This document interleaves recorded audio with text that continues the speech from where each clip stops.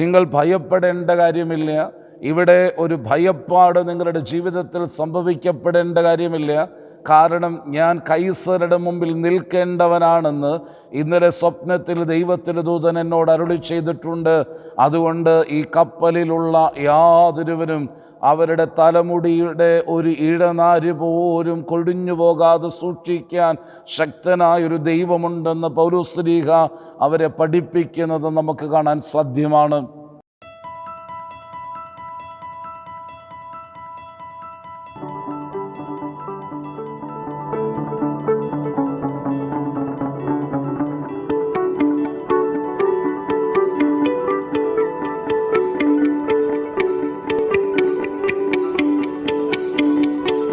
ദൈവതിരുനാമത്തിന് മഹത്വമുണ്ടായിരിക്കട്ടെ. കർത്താവിൽ ഏറ്റവും സ്നേഹമുള്ളവരെ, മനോഹരമായ ഈ നല്ല ദിവസം ദൈവത്തിൻ്റെ തിരുസന്നിധിയിൽ നമുക്കായിരിക്കാൻ സർവശക്തനായ ദൈവം ഒരുക്കി തന്ന വലിയ കൃപകളെ ഓർത്ത് നന്ദിയോടെ നമുക്ക് ദൈവത്തെ മഹത്വപ്പെടുത്താം. സുബോറോ വോയിസിൻ്റെ മനോഹരമായ എപ്പിസോഡിലേക്ക് ഒരിക്കൽ കൂടെ നിങ്ങളെല്ലാവരെയും ഹൃദയപൂർവ്വം സ്വാഗതം ചെയ്യുന്നു. ദൈവത്തിൻ്റെ അളവറ്റ കരുണയാൽ ദൈവവചനത്തിൽ നിന്ന് ചിന്തിക്കുവാനും പഠിക്കുവാനും കർത്താവ് നമുക്ക് നൽകുന്ന അവസരങ്ങളെ ഓർത്ത് നന്ദിയോടെ ദൈവത്തെ നമുക്ക് മഹത്വപ്പെടുത്താം. ഒരു മനുഷ്യൻ്റെ ജീവിതത്തിൽ കൊടുങ്കാറ്റുകളുടെ അനുഭവങ്ങളുണ്ടാകും എന്ന് യോനാ പ്രവചനത്തിൽ കൂടെ നാം പഠിച്ചുകൊണ്ടിരിക്കുകയാണ്. ഈ കൊടുങ്കാറ്റുകൾ എന്ന് പറയുന്നത് ഒരിക്കലും മനുഷ്യ ജീവിതത്തെ നശിപ്പിച്ചു കളയാനല്ല, നന്മയുടെ വഴിയിലേക്ക് അവനെ നയിക്കുവാനായിട്ടാണ് ഒരു ഭക്തൻ്റെ ജീവിതത്തിൽ കൊടുങ്കാറ്റുകൾ ഉണ്ടാകുക. ഈ കൊടുങ്കാറ്റുകൾ എന്ന് പറയുന്നത് ജീവിതത്തിലെ സർവ്വസാധാരണമായ ഒന്നാണ്. മനുഷ്യജീവിതം എന്ന് പറയുന്നത് ദുഃഖ സമ്മിശ്രമാണെന്ന് നാം ചിന്തിക്കപ്പെടുകയുണ്ടായി. മനുഷ്യൻ്റെ ജീവിതത്തിൽ സുഖങ്ങൾക്കൊപ്പം തന്നെ ദുഃഖങ്ങൾക്കും സ്ഥാനമുണ്ട്. ആ ദുഃഖങ്ങളുടെ നടുവിൽ കൂടെ നാം കടന്നു പോകുമ്പോൾ അതിനെ വിജയകരമാക്കി തീർക്കേണ്ടത് എങ്ങനെയെന്ന് തിരുവചന വെളിച്ചത്തിൽ നമ്മൾ പരിശോധിക്കപ്പെടുകയുണ്ടായി. യോനായുടെ ജീവിതത്തിൽ അവൻ്റെ കൊടുങ്കാറ്റ് അവനെ നേർവഴിക്ക് നയിക്കാനാണെങ്കിൽ, അപ്പോസ്തലന്മാരുടെ ജീവിതത്തിൽ ആദ്യമടിച്ച കൊടുങ്കാറ്റ് അവരെ പ്രാർത്ഥന പഠിപ്പിക്കുവാനും ദൈവാശ്രയത്തെ പഠിപ്പിക്കുവാനും വിളിച്ച ദൈവം വിശ്വസ്തനാണെന്ന് അവരെ ബോധ്യപ്പെടുത്തുവാൻ ഒരു പരിശീലന കളരിയായിരുന്നെന്ന് നമുക്ക് മനസ്സിലാക്കപ്പെടുവാൻ സാധിച്ചു. കഴിഞ്ഞ ദിവസങ്ങളിൽ നമ്മൾ ചിന്തിച്ചത് പത്രോസും കൂട്ടരും ക്രിസ്തുവില്ലാതെ ഒരു യാത്ര പുറപ്പെട്ടത് ദൈവവചനം കേട്ടും വചനത്തിൻ്റെ വ്യവസ്ഥയിലാണ് യാത്ര. എന്നാൽ അവരുടെ ജീവിതത്തിൻ്റെ 4-ാം യാമത്തിൽ ഇറങ്ങി വന്ന അത്ഭുതം പ്രവർത്തിക്കുന്നവനായൊരു ദൈവത്തെ, ജീവിതത്തിൻ്റെ അറ്റുപോയ സാഹചര്യങ്ങളിലെല്ലാം തകർന്നെന്ന് തോന്നുന്ന സാഹചര്യങ്ങളിലും ഇറങ്ങി വന്ന് അത്ഭുതം പ്രവർത്തിക്കുവാൻ ശക്തനായൊരു ദൈവമുണ്ടെന്ന് ദൈവത്തിൻ്റെ വചനത്തിൽ കൂടെ നമുക്ക് പഠിക്കപ്പെടുവാനായിട്ടിടയെ തീർന്നു. ഇന്ന് നമുക്ക് കാണാൻ സാധിക്കുക, അപ്പോസ്തല പ്രവർത്തികളുടെ പുസ്തകം 27-ാം അധ്യായം പഠിക്കുമ്പോൾ 27-ാം അധ്യായത്തിന് 1 മുതലുള്ള വാക്യങ്ങൾ പരിശോധിക്കപ്പെടുമ്പോൾ അപ്പോസ്തലനായ പൗലോസ് പിടിക്കപ്പെട്ടവനായ ശതാധിപനോടുകൂടെ റോമിലേക്ക് കടന്നു പോകുന്നൊരു സാഹചര്യം. ആ യാത്ര ഒരു കപ്പൽ യാത്രയാണ്. ആ കപ്പൽ യാത്രയിൽ അഭിമുഖീകരിക്കേണ്ടി വന്ന വേദനാജനകമായ അനുഭവങ്ങളെ അപ്പോസ്തല പ്രവർത്തികളുടെ പുസ്തകം 27-ാം അധ്യായം ആരംഭം മുതലുള്ള വാക്യങ്ങൾ പഠിക്കുമ്പോൾ വളരെ ശക്തമായി തന്നെ അതിൻ്റെ ചിത്രീകരണങ്ങളെ നമുക്ക് കാണാൻ സാധിക്കും. വിസ്താര ഭയത്താൽ ഞാൻ ഇതിലേക്കൊന്നും കടന്നു പോകാനായിട്ട് ആഗ്രഹിക്കുന്നില്ല. ഒരു കാര്യം വളരെ വ്യക്തമാണ്. ദൈവത്തിൻ്റെ വചനം പറയുന്നു, അതിശക്തമായി ഈശാനമൂലൻ അടിച്ചു, കപ്പൽ വലിയ തകർച്ചയുടെ നടുവിലേക്ക് പോയി, കപ്പൽ കൈവിട്ടുപോയി എന്ന് തന്നെയാണ് ദൈവത്തിൻ്റെ വചനം പഠിപ്പിക്കപ്പെടുക. അവരുടെ യാത്ര ഏത് ദിശയിലാണോ അതിനെതിരായിട്ട് അവർക്ക് യാത്ര ചെയ്യേണ്ടി വന്നു. കൈവിട്ടുപോയൊരു യാത്രയുടെ നടുവിലാണ് ഈ പൗലോസും കൂട്ടരുമായിരിക്കുന്നത്. പൗലോസ് ഈ കപ്പലിൻ്റെ നടുവിലുണ്ട്, പക്ഷേ കൈവിട്ടുപോയ ഒരു യാത്ര. ഏതാണ്ട് 200 ചില്ലാൻ പേരുമായിട്ടുള്ള യാത്രയാണ് കപ്പലിൽ യാത്ര പുറപ്പെടുന്നത്. വലിയൊരു അപകടത്തിന് നടുവിലേക്ക് കടന്നുപോയൊരു സാഹചര്യം, എല്ലാം നഷ്ടപ്പെടുന്നു എന്ന് തോന്നുന്നതായൊരു സാഹചര്യം, ഈശാനമൂലനടിച്ച് തകർന്നു പോകുന്ന ജീവിത സാഹചര്യങ്ങൾ. നമുക്ക് ദൈവത്തിൻ്റെ വചനം പഠിപ്പിക്കപ്പെടുക, അപ്പോസ്തലന്മാർ യാത്രയുടെ 4-ാം യാമത്തിലാണ് അത്ഭുതം കണ്ടതെങ്കിൽ പൗലോസ് ഈ ജീവിതാനുഭവത്തിൽ കൂടെ കടന്നു പോകുമ്പോൾ 27-ാം അധ്യായത്തിൽ നമ്മൾ വായിക്കപ്പെടുന്നത് വിശുദ്ധനായ പൗലോസ് 14 രാവും 14 പകലും വെളിച്ചം കാണാതെ യാത്ര ചെയ്തെന്നാണ്. 14 പകലും 14 രാവുമാണ് വെളിച്ചം കാണാതെ യാത്ര ചെയ്യുക. ആഹാരം കഴിക്കാതെ വിശന്നിരിക്കുന്ന ജനത്തെ അവിടെ നമുക്ക് കാണാൻ സാധിക്കുന്നുണ്ട്. 14 രാവും 14 പകലും വെളിച്ചം കാണാതെ മരണഭയത്തിന് നടുവിൽ എല്ലാം തീർന്നെന്ന് കരുതിയ ഒരു സാഹചര്യം അവരുടെയും ജീവിതത്തിലുണ്ടായി. കപ്പലിലെ ചരക്കുകളെല്ലാം വലിച്ചെറിഞ്ഞു. വലിയ പ്രതിസന്ധി അവരുടെ ജീവിതത്തിലുണ്ടായി. എന്നാൽ പ്രിയമുള്ളവരെ, ദൈവത്തിൻ്റെ ദാസനായി പൗലോസോ എഴുന്നേറ്റ് നിന്ന് അവരോട് പറയുന്നൊരു കാര്യമുണ്ട്. നിങ്ങൾ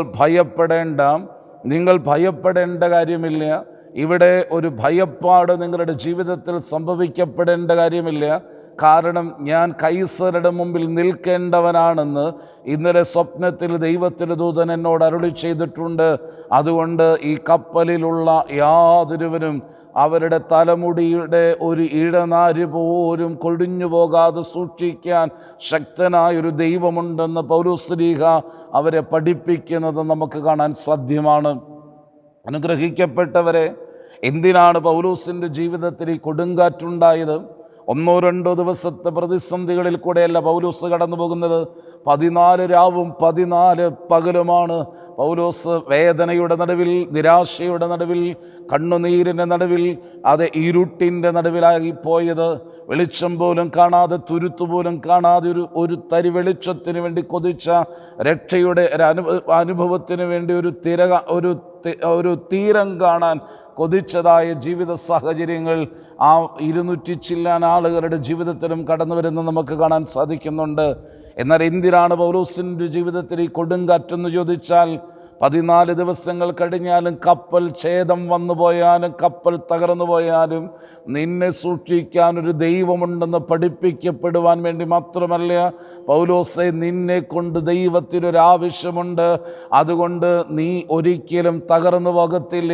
നീ ആയിരിക്കുന്ന പടക് തകർന്നു പോയാലും, നീ ആയിരിക്കുന്ന കപ്പൽ തകർന്നു പോയാലും, നീ കൈസരുടെ മുമ്പിൽ നിൽക്കേണ്ടവനാണ്. നിൻ്റെ കൂടെയുള്ളവർക്ക് യാതൊരു കേടും പറ്റില്ലെന്ന് പറഞ്ഞ് അവന് ധൈര്യപ്പെടുത്തിയവനായ ഒരു ദൈവത്തിൻ്റെ സ്നേഹത്തെ നമുക്ക് കാണാൻ സാധിക്കുകയാണ്. ആ 200 ചില്ലാൻ ആളുകളെയും പൗലോസിൻ്റെ കൈകളിലേക്ക് ഏൽപ്പിക്കപ്പെടുമെന്നാണ് ദൈവത്തിൻ്റെ വചനം പറയുക.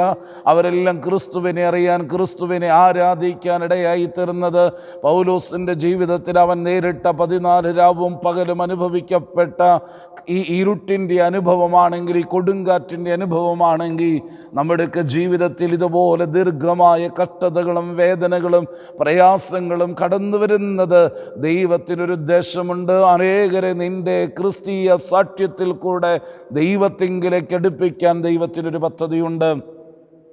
അവരവിടെ നിന്ന് കടന്നു പോകുന്നത് ബർബരന്മാരുടെ ഒരു ദ്വീപിലേക്കാണ്. ബർബരന്മാരുടെ ദ്വീപിൽ ചെന്നവരെ സ്വീകരിച്ചവരിരുത്തി. ദൈവത്തിൻ്റെ വചനം പറയുന്നത് ഇങ്ങനെയാണ്: അതിശൈത്യമുള്ളതായ ഒരു സ്ഥലമാണ്. ആ ശൈത്യത്തിന് നടുവിലൊരു തീ കാഞ്ഞുകൊണ്ടിരിക്കുമ്പോൾ പൗലോസ് ഇങ്ങനെ വിറക് കഷ്ണം പെറുക്കിയിടുമ്പോൾ അതിൽ നിന്നകത്തുനിന്ന് കഠിനമേറിയ വിഷമുള്ള ഒരു വിഷപ്പാമ്പ് പൗലോസിൻ്റെ കൈകളിൽ കടിച്ചു തൂങ്ങിക്കിടന്നു. അവിടെ ഇരുന്ന ബർബരന്മാർ പറഞ്ഞു, അവരുടെ മനസ്സിൽ അവരിങ്ങനെ പറഞ്ഞു, ഇവനൊരു കൊലപാതകി തന്നെ, സംശയമില്ല. കാരണം കപ്പൽ ഛേദത്തിൽ അകപ്പെട്ടിട്ടും അവിടെ നിന്നും ഇവൻ രക്ഷപ്പെട്ട് കടന്നു വന്നു. പക്ഷേ നീതിദേവൻ ഇവനെ വെറുതെ വിടത്തില്ല. അവൻ്റെ മരണം ഇപ്പോൾ നടക്കും. പൗലോസ് വീർക്കുന്നത് കാണാൻ, മരിച്ചു വീഴുന്നത് കാണാൻ നോക്കിയിരുന്ന മണിക്കൂറുകൾ, സമയങ്ങൾ അങ്ങനെ നോക്കിയിരുന്നിട്ടും പൗലോസിൻ്റെ ജീവിതത്തിൽ ഭാവവ്യത്യാസമില്ലാതെ തീ കഞ്ഞുകൊണ്ടിരിക്കുന്നത് കണ്ടപ്പോൾ ബർബരന്മാർ പറഞ്ഞു, ഇവനൊരു ദൈവദൂതനാണ്, ഇവനൊരു ദേവനാണെന്ന് പറഞ്ഞ് പൗലോസിൻ്റെ മുൻപിൽ മുട്ടുമടക്കുന്ന ജീവിത സാഹചര്യങ്ങൾ. അവിടെയും ഈ ബർബരന്മാരോട് സുവിശേഷം അറിയിക്കാൻ, അവരെ ക്രിസ്തു വചനത്തെ പഠിപ്പിക്കാൻ, ക്രിസ്തു സ്നേഹത്തെ പഠിപ്പിക്കാൻ പൗലോസിന് സാധിച്ചത് ഈ കപ്പൽ ഈ കൊടുങ്കാറ്റിലകപ്പെട്ടതുകൊണ്ടും ഈ കപ്പൽ ഛേദം വന്ന് തകർന്നു പോയതുകൊണ്ടുമാണ്. അനുഗ്രഹിക്കപ്പെട്ട ദൈവമക്കളെ, എൻ്റെയും നിങ്ങളുടെയും ജീവിതത്തിൽ വരുന്ന കൊടുങ്കാറ്റുകൾ എന്നെയും നിങ്ങളെയും തകർത്ത് കളയാനല്ല, മറിച്ച് എൻ്റെ ദൈവത്തിൻ്റെ നാമത്തെ ലോകത്തിന് മുമ്പിൽ എനിക്ക് ഉയർത്തണമെന്നുള്ളത് എൻ്റെ ദൈവത്തിൻ്റെ പദ്ധതിയാണ്. എൻ്റെ കഷ്ടതകളിൽ കൂടെ ഞാൻ കടന്നു പോകുമ്പോൾ എന്നെ വഴി നടത്തിയ ദൈവത്തിൻ്റെ സ്നേഹത്തെ എനിക്ക് തിരിച്ചറിയാനും എനിക്ക് ഈ ലോകത്തോടത് വിളിച്ചു പറയാനും സാധ്യമായി തീരുമ്പോൾ, എന്നെ കാണുന്നവർ, എൻ്റെ ജീവിതാനുഭവങ്ങളെ മനസ്സിലാക്കുന്നവർ എൻ്റെ ദൈവത്തെ സ്നേഹിക്കാൻ ഇടയായിത്തീരുമെങ്കിൽ എൻ്റെ ഈ കൊടുങ്കാറ്റ് എനിക്ക് നല്ലതിനല്ലേ? റോമിലെ കാരാഗൃഹത്തിൽ കിടന്നുകൊണ്ട് പരിശുദ്ധനായ പൗലോസ് പറഞ്ഞത് എന്താ?